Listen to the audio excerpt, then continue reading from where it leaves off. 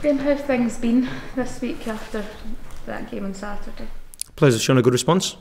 Obviously it wasn't the result we wanted, but we showed some positives in the analysis. We also showed really clear areas where we need to get better, and hopefully the players have taken those on board and got ready for a big game for us tomorrow night. Given that it looked like some momentum had been building, can you put your finger on what it was that went wrong on Saturday?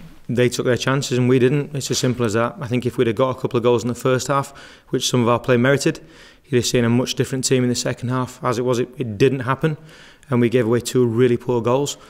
But in terms of the first half performance and the chances created, that's just what we highlighted to the players. But we also highlighted we need to build pressure more. We need to sustain pressure by having a better structure behind the ball when we attack, and not allow teams to play out from their final third too easily. We touched on the one after the game on Saturday, but Alfredo, with the chances he had, is confidence an issue for him? The longer he goes without scoring, is it getting to him? We have to make sure that as much support as we give the players when things are going really, really well, we give them just as much or even more when things aren't going well. So he knows he has the support of his teammates, the support of the staff.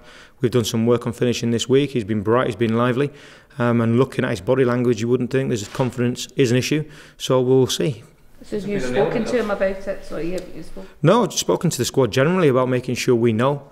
And Alfredo knows. He's a centre forward. They live to score goals, and he'll know. He'll be hurting, but we've got a perfect opportunity to go and put that right. Is there an element that Alfredo's perhaps trying a bit too hard over the last few weeks to get that goal?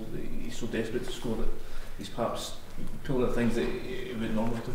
Well, potentially. He's only a young man. We have to remember that.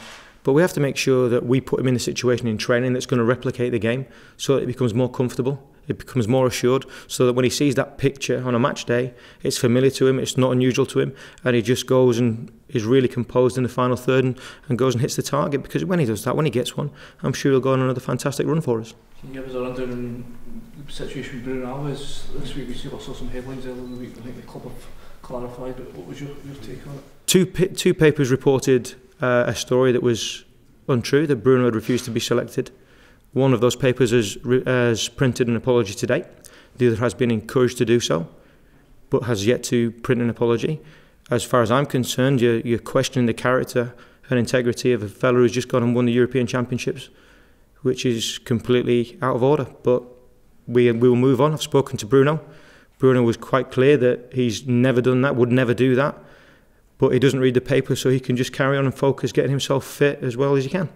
How is his fitness for tomorrow night? It's coming. He won't be involved tomorrow, but he's working hard on it. He's working with our staff. They're giving him a good programme, and he's looking better every day. Have you got a time scale on how long he might do? We were hopeful for this week, but it's come a little bit too early, and we're hopeful for the next game. Graeme, you were quoted prior to the Hamilton match saying that if you're asked to do the job until the end of the season, you would do so. After the Hamilton match, you were asked what impact the result had on your chances of doing that. You said you've been thinking about that, having had time to reflect on that. What impact, if any, has it had? It hasn't had any, because I said at the start when I came in, I don't think about my status, I don't think about my reputation, I don't think about my role. I think about what's best for the players and best for the football club. And that hasn't changed. My outlook on that hasn't changed at all. So the game on Saturday, although it was a tough one to take, hasn't changed my firm belief that the club and the players come far, far before any change of status that I may or may not have. So I can't afford to be focused on that at all. Can I ask what latest dialogue you've had with the hierarchy here in terms of your ongoing role? My ongoing role is still ongoing. At the moment, I haven't had a dialogue with them about it, other than the day-to-day making sure that I give the players what they need. So as far as I'm aware, the search is still ongoing, and as soon as I'm informed, you guys will probably be in the same meeting as me. This is no slight of new whatsoever, but what impact, if any, will it have on the players the longer the search continues, or the longer the consideration is who the next permanent manager will be? It could have an impact if the players allow it to have impact. I'm a firm believer that you take charge of your own destiny, so that we can't afford to look out with our own little group. If the players are concentrated too much on, it could be this guy, it could be that guy, he likes this kind of player, they're going to forget to focus on what's really important, and that is making sure they prep themselves properly every day. And that's all that they're going to get from us. They're going to get that, they're going to get the support they need every day, so they're in as good a state as they can be for the next guy coming in, and that's all they can focus on. Not in terms, I didn't mean in terms of speculating who it may be, or in terms of the time that it is taking. The time is just the time. I've told the boys to control what they can control. They can't control the board. They can't control how long this is going to take. We have to be wise enough to accept those things that we can't change.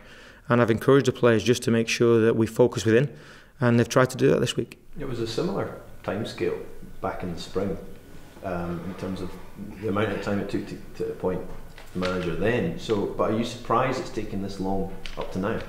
I think I've answered that before. It'll take as long as it takes. I'm getting on with the job, and I know it's really, really boring for you that I keep on giving this answer, but it's just the way it is. You have to deal with the reality of the situation. It's just the way it is. When it happens, when there is an announcement, we'll deal with that. Until then, it's just speculation. I've got far more things on my plate to be coping with and making sure I get right than to be speculating, because I'd just waste energy. There's one thing that's probably not on your radar next week. There's an AGM next week where I guess a lot of shareholders would be asking the board questions similar to the ones that we're asking you. Would it be fair to say that many of them would expect an appointment by then? I think it was fair to say that many of them would expect movement forward and taking the club forward.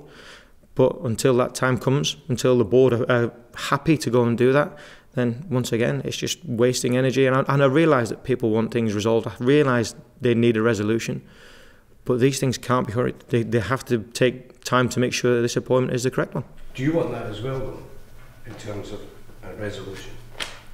It would be good for all involved at the football club that we have someone in place, whether that be me, whether that be someone else. But until that happens, we're coping. We're actually moving forward. The players are working extremely hard, and they're doing their bit, and that's all they can think about. I can't think about it either. So there's people out with the club, out with these four walls, speculating and saying things. They can crack on and do whatever they need to do. We'll just make sure that things in here, in-house, are taken care of properly. Team news, any other updates to the injury news? Declan John was ill last week, so he's back into the squad. I thought it was a big miss for us last week. Jordan Rossiter has come down with a virus, we think. He's currently under the care of our medical staff, and he will be progressing from there as soon as we get that resolved as to what it is. Lee Wallace is hitting 90% of his top speed, so he's moving on really well. We're hopeful to get him back into training soon. And I talked about Bruno earlier. Graeme Dorrans is moving forward with his first course of treatment on his ankle. He's got another one at the start of next week, and we'll have a firmer timescale once that second course has been applied. Is it a guesstimate at the moment for Dorrans? I wouldn't want to, because I'm not really going to put any pressure on the medical staff by saying you said this time, you said that time. It'll be as long as it will be. But we're hopeful. We're more hopeful because it hasn't had to be a surgical response.